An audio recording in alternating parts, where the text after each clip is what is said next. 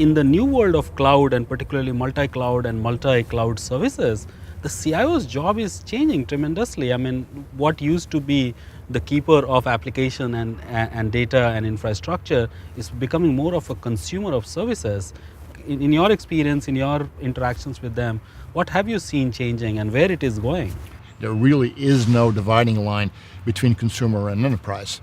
And we see a full-on convergence that way, and enterprise will start to look like a consumer experience. There is no choice. And historically, CIOs always want to talk about costs.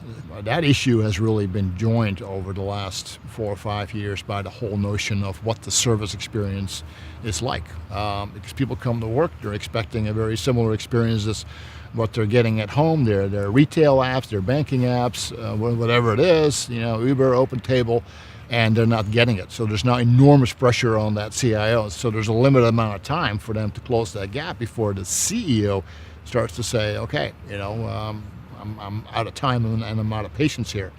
Technology becoming centric to the business and enabling business is definitely a trend that we are experiencing.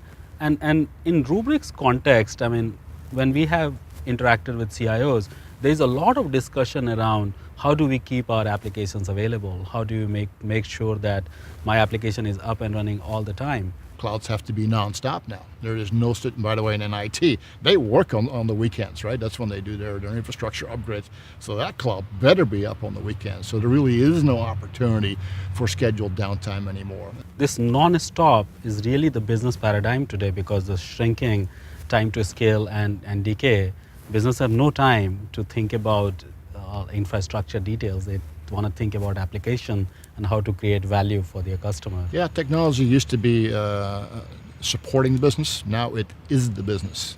And it has huge impact on productivity. Yes. Now, technology is helping people to be more productive, creating more value for the organizations and businesses they work for. Exactly.